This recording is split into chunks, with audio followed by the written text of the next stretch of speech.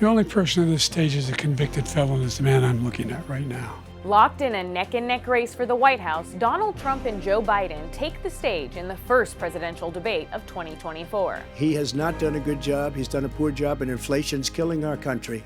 In a tight race and in a polarized country, we get a behind-the-scenes look at how polls surveying voters are conducted. 100 calls to get one survey. Yep. And we break down where each candidate stands on the economy, immigration, and reproductive rights. Welcome to PBS News Weekly. I'm Laura Barone-Lopez. Campaign 2024 ramped up this week with the first debate between the presumptive Republican nominee Donald Trump and President Joe Biden. If you missed it, here's a quick look at some of the key moments from Thursday's debate, which was hosted by CNN's Jake Tapper and Dana Bash. We got to take a look at what I was left when I became president, what Mr. Trump left me. We had an economy that was in free fall. The pandemic was so badly handled.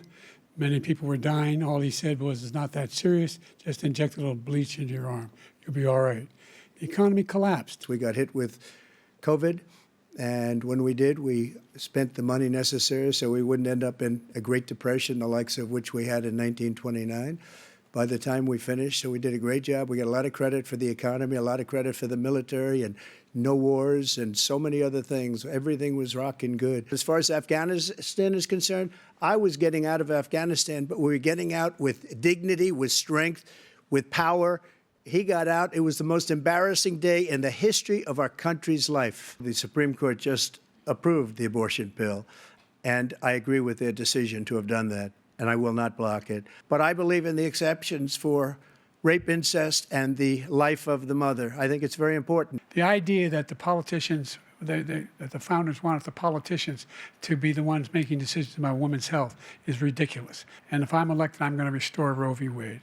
He encouraged those folks to go up on Capitol Hill, number one. I sat in the dining room off the Oval Office. He sat there for 3 hours watching, begging, being begged by his vice president and a number of his colleagues on the Republican side as well to do something, to call for a stop, to end it. Instead, they talked about these people being patriots and great patrons of America. In fact, he says he'll now forgive them for what they've done. The only person on this stage is a convicted felon is the man I'm looking at right now. The idea that you have a right to seek retribution against any American just because you're president is wrong. It's simply wrong. No president's ever spoken like that before. Having sex with a porn star on the night while your wife was pregnant, I mean, what are you talking about? You have the morals of an alley cat. Give you a minute, sir. I didn't have sex with a porn star, number one. Well, I took 2 tests, cognitive tests. I aced them, both of them, as you know. We made it public. He took none. I'd like to see him take one, just one, a real easy one. Like go through the first 5 questions. He couldn't do it. Will you accept the results of the election, regardless of who wins? Yes or no, please. If it's a fair and legal and good election, absolutely. I doubt whether you'll accept it because you're such a whiner. The idea if you lose again, you accepting anything, you can't stand the loss. Something snapped in you when you lost the last time. He is the worst president. He just said about me because I said it. But look, he's the worst president in the history of our country. He's destroyed our country. Presidential historians, they've had meetings and they voted who's the worst president in American history. One through best to worst. They said he was the worst in all of American history. That's a fact. After the debate, PBS News' Amna Nawaz and Jeff Bennett were joined by Lisa Desjardins, myself, and a panel of experts to break down the performance of the two candidates. Well, the Democrats that I've been in contact with were not necessarily happy with the president's performance. They, at the beginning were really nervous, thought that he did not get off to a strong start. They felt as though he got a bit stronger as the night went on, a bit more clear, drew more contrast as the night went on. But again, they wanted him to be able to strike really strong contrast with Trump on immigration, on abortion, on January 6th.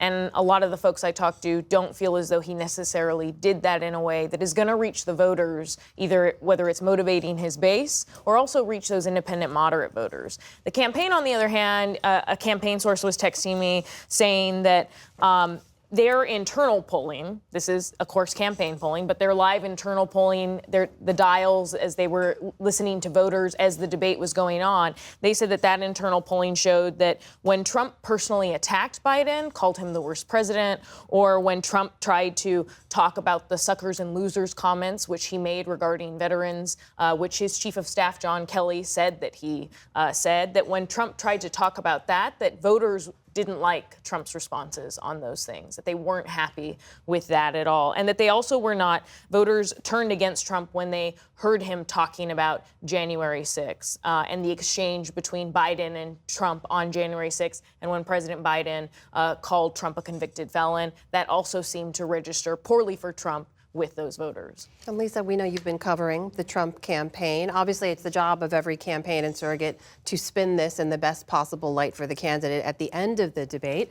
But this was Mr. Trump's first debate this cycle. He did not show up for any of the primary debates. For his first time out, what are you hearing from your sources about how they think he did? Yeah, neither man has debated really in 4 years. But the Trump team, Republicans, are declaring victory. They think this was a fantastic night for them. They wanted to see Joe Biden look like someone who had a hard time finding his words, and in the beginning debate especially, that was the case. I'm also hearing from Democratic sources, and especially House Democrats, are in a very dark place right now. They are very concerned about what this means for them down ballot. There is, I will say, in the ether, there are some even sort of raising this idea, like, should this be our nominee? Now, this is the worst moment. This is the worst moment. Is it realistic to think there's actually going to be a change in nominee? No, I don't think so. And Democratic leadership that I'm also texting with says, no, that's ridiculous. But that is how bad this moment is. Everyone's saying, of course, that Biden did improve his performance over the course of this debate. But right now you have Democrats really struggling even to form kind of responses to me. Some of them telling me like that they have tears, and they're joking, but they say they have tears in their throats about this. I'm also texting with some undecided voters who are saying so far this did not sway them all the way, but universally they're texting me that this was a bad night for Biden and raised their doubts about him. So I'm waiting to see over the next minutes if any of them come to a conclusion. But even those undecided voters, who are the most important ones, also spot what Democrats and Republicans are telling us. Amy, pick up on what we just heard from Lisa and Laura there. Your takeaways after what we just saw, especially knowing the discontent with both candidates going into the debate. What did you take away from what you just saw? The freak out, the collective freak out from Democrats is at the highest level you can imagine. The response tomorrow is going to be very important to watch, especially from Democratic leaders about what happens next. Remember, he is not officially the nominee until the convention in August. So there will be conversations about this.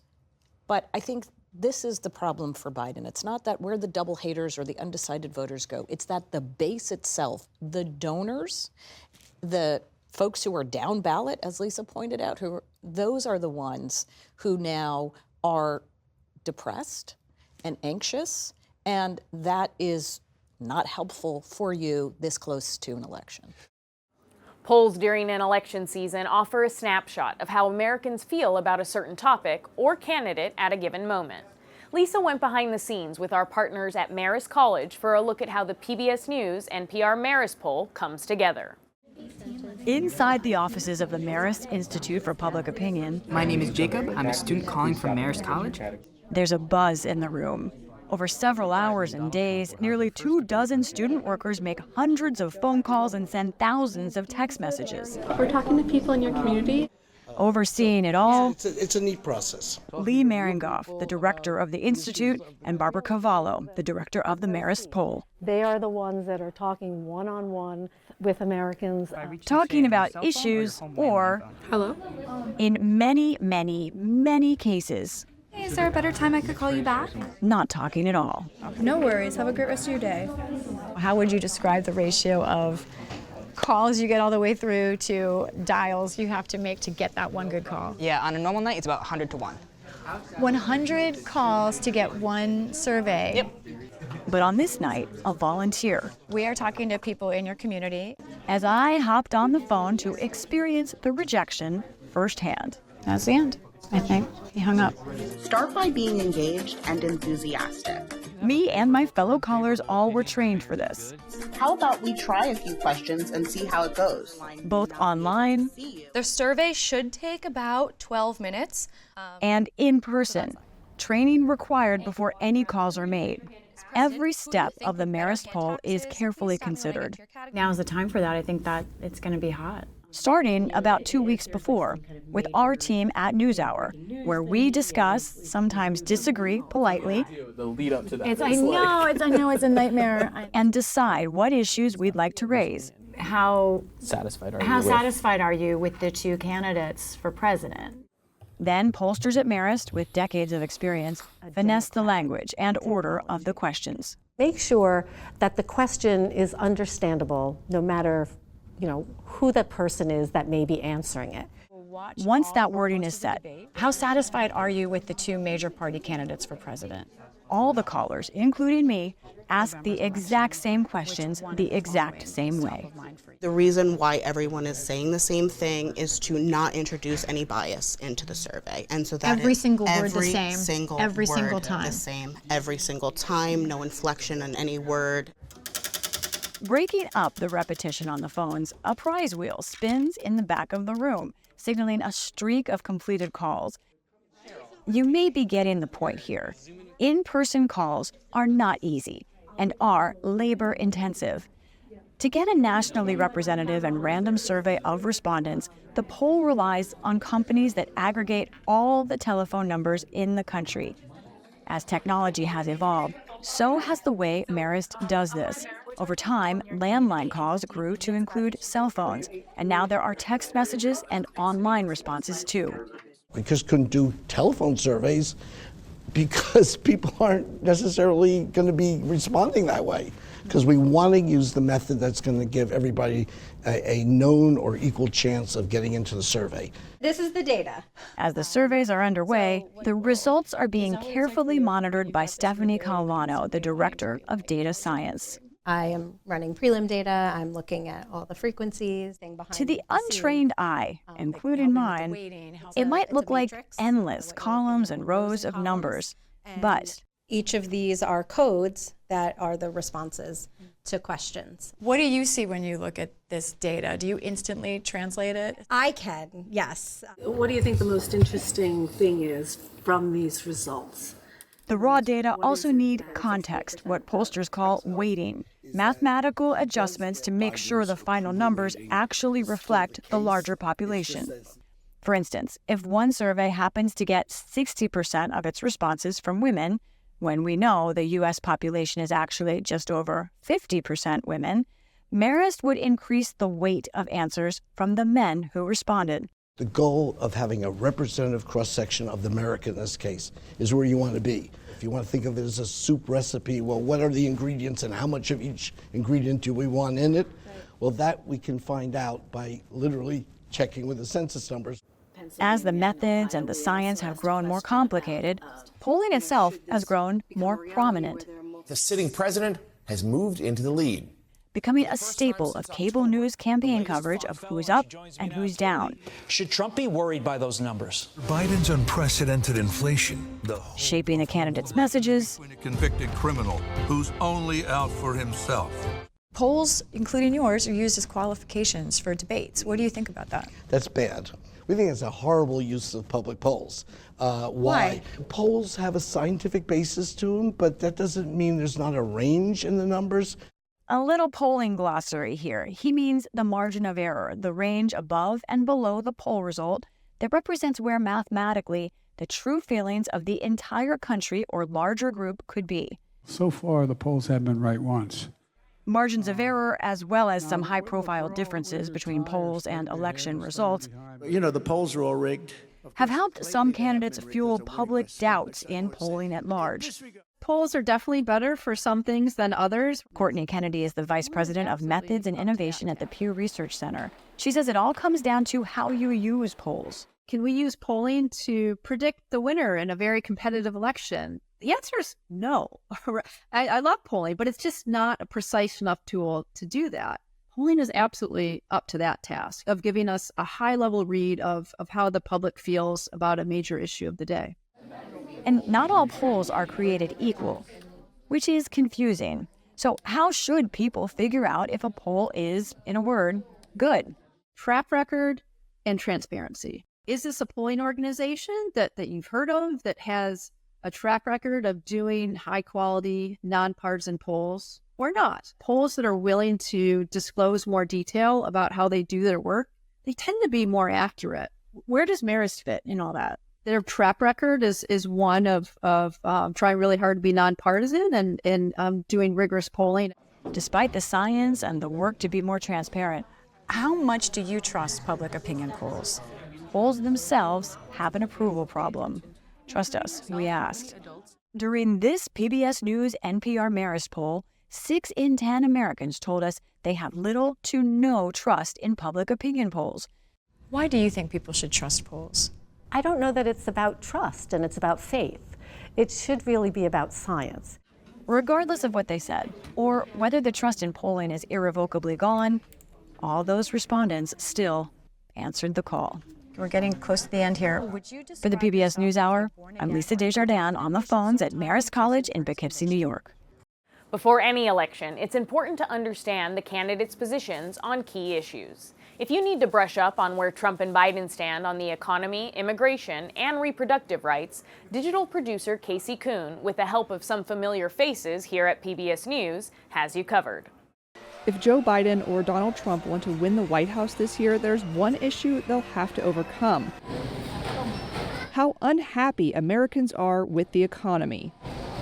It's time for a president who will replace weakness with strength, turn poverty to prosperity. Trump and his rich friends embrace the same failed trickle-down policies that have failed working-class families and union families for over 40 years. PBS NewsHour correspondent Laura Barone Lopez covers the White House and Biden's campaign. President Biden's message on the economy is essentially that he's delivered on jobs. He has avoided, so far, a recession coming out of the pandemic, and he wants voters to give him 4 more years so he can add to that.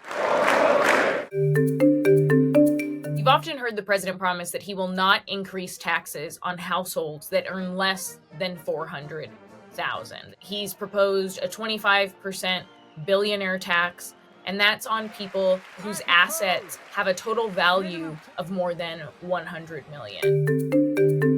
His argument is that he's trying to bring manufacturing home. We're never going to allow China to unfairly control the market for these cars, period. President Biden slapped China with some new tariffs on electric vehicles, on aluminum and medical equipment, on solar cells, on advanced batteries.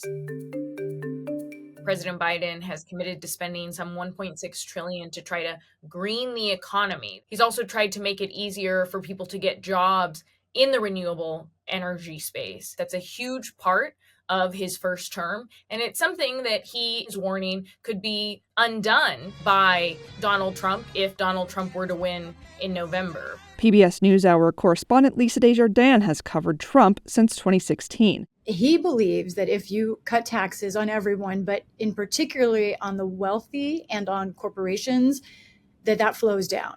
The other thing to know about Trump's economic policy is that he is protectionist.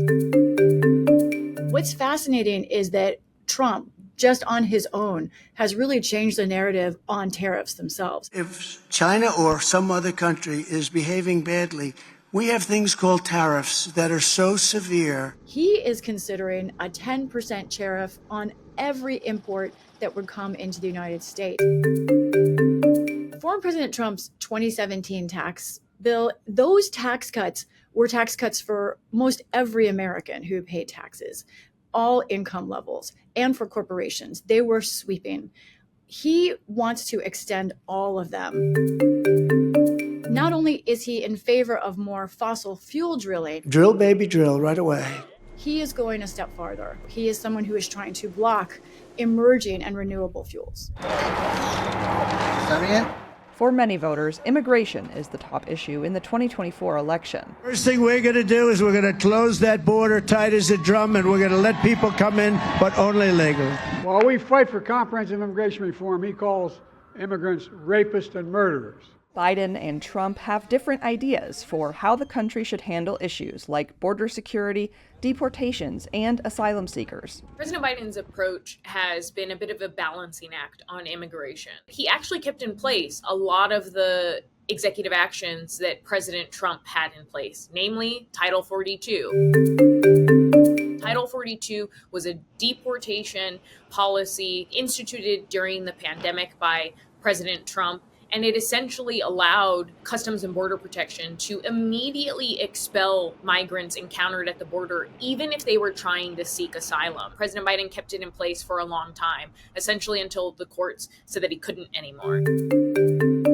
President Biden has instituted an executive action that cracks down on asylum seekers between ports of entry, but he also sped up the deportation process for migrants that are considered a national security threat. If there are more than 2,500 migrants encountered between ports of entry at the southern border, then the border shuts down and migrants can no longer declare asylum between ports of entry.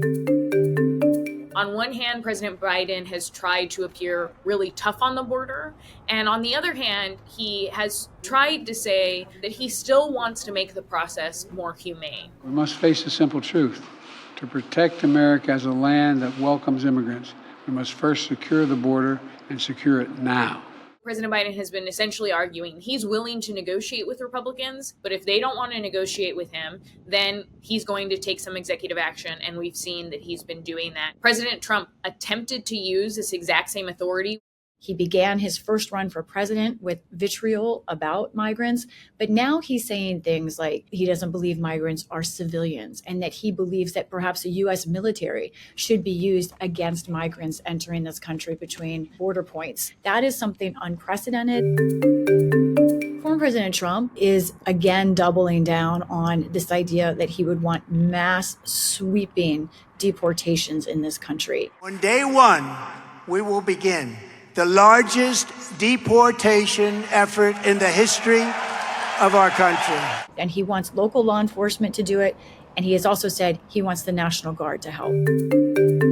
Former President Trump, a big piece of his immigration agenda is the so-called Remain in Mexico policy. He would reinstate that. He would say, if you have come from a country other than Mexico to the U.S. border, you will have to wait in Mexico to be processed before you can enter. Trump 3.0 is a lot like Trump 2016 when it comes to the border wall. He is insisting he will still put a border wall in place along the southwestern border, and that he believes that perhaps the U.S. military should be used against migrants entering this country between border points. Shut it down! We don't get it! Shut it down! Access to abortion and reproductive health care are concerns for many voters in 2024. We've gotten abortion out of the federal government and back to the states. This Supreme Court made an extreme decision overturning Roe with their Dobbs decision. Following the Dobbs decision, states and voters have taken steps to either enshrine the right to an abortion or ban the procedure. For some people, it is a must-agree issue.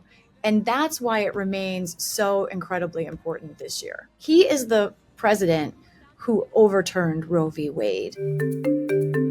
This is a very tricky political issue for him. And the truth is, we do not know what a President Trump in a second term would really do on abortion. He is not clear, and he has had several conflicting statements about it. At times, former president has said he supports a national ban of 20 weeks. He has said he is open to a 15-week national ban, but now his most recent statements have backed off of that and said that it's up to the states. And I believe in exceptions for the life of the mother, rape, and incest.